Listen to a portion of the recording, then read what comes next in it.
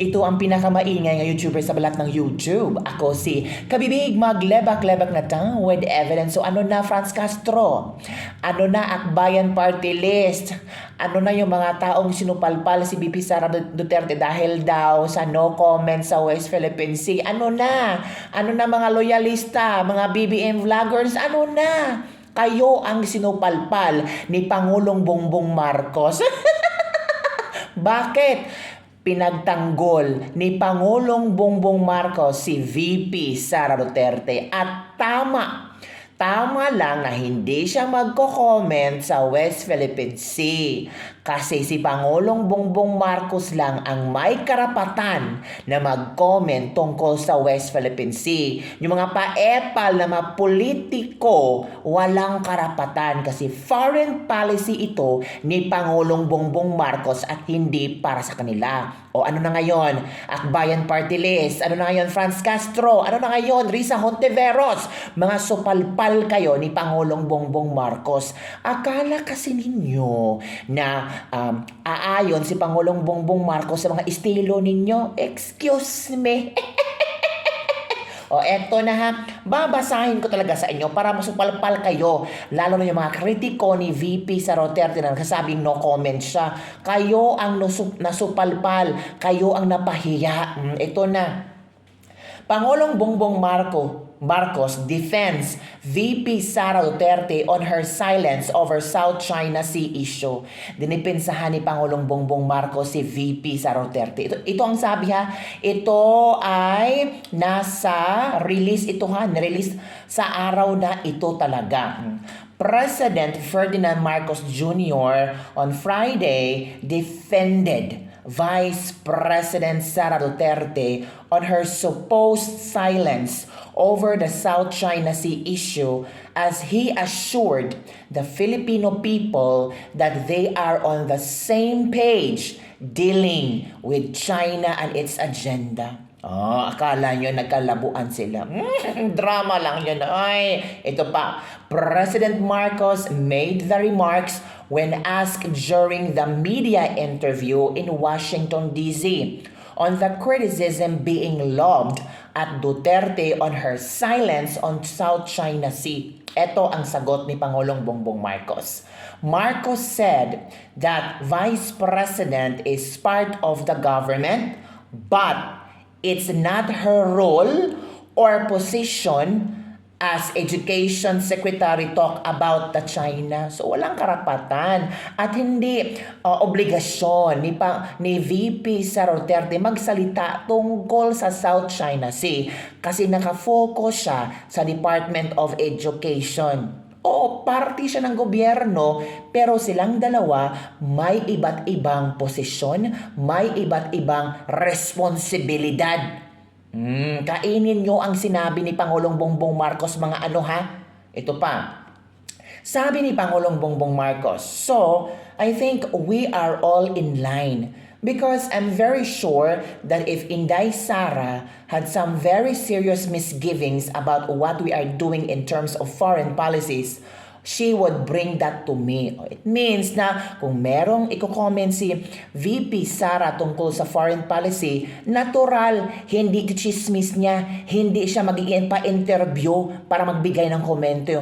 Automatic, sasabihin niya kay Pangulong Bongbong Marcos, ganon ang respeto ni VP Sara Duterte sa presidente natin. Hindi siya pa-epal katulad ng mga Franz Castro.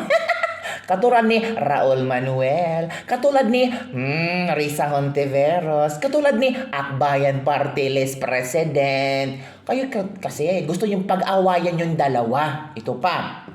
And wala naman siyang, ang pinag-uusapan nga namin, sabi niya, basta ako, trabaho lang ako ng trabaho. O, yun ang punto ni VP Sara Duterte. Trabaho lang siya ng trabaho para sa mamayang Pilipino.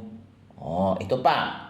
That's a good policy. So I don't think it's something that we need to be concerned with. So palpal kayo. O ano pang gusto nyo i-bash kay VP Sara Duterte? Wala na. President Marcos also dismissed speculations that the Philippines trilateral agreement with United States and Japan will have an effect on China's economic influence in the Philippines. He said China will continue whatever investments it chooses to make in the Philippines.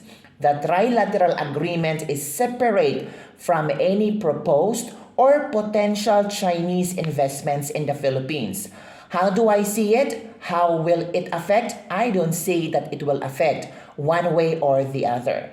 The president forged a strong trilateral alliance with the US and Japan, which he said will define the future of Indo-Pacific under a more robust economic, security, and defense structure. Yan ha?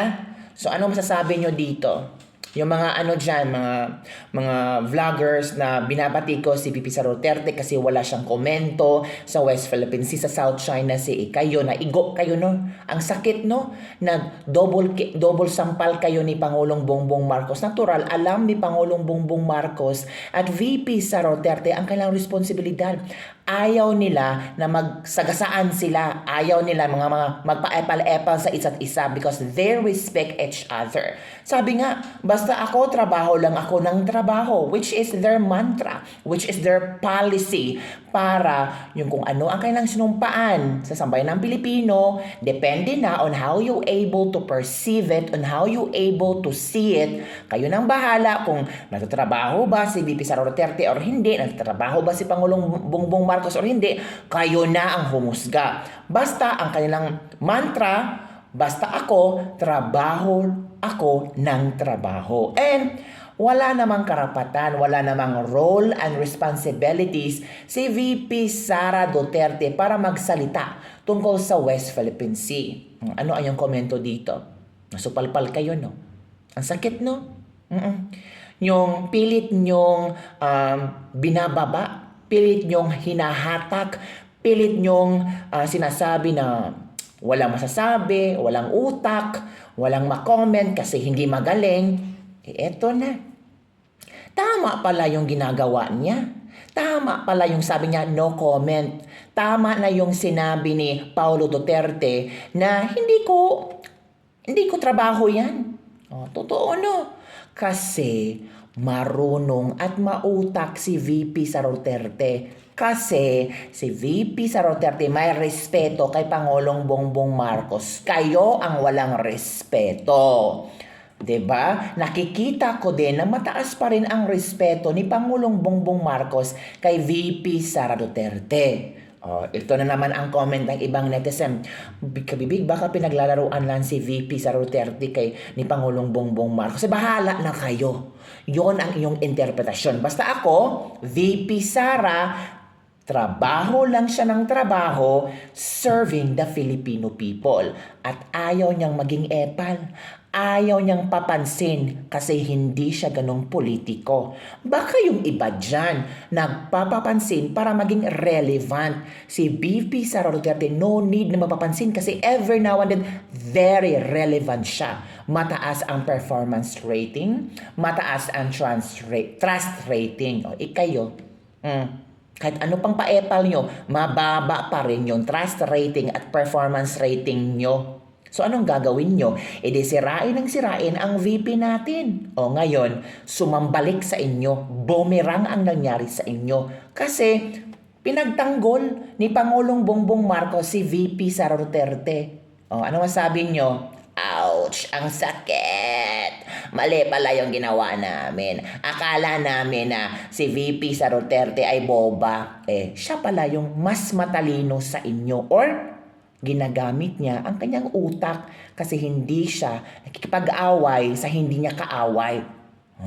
Yun lang kabibig ang aking latest libak-libak for today. Don't forget to like, subscribe, and share this video.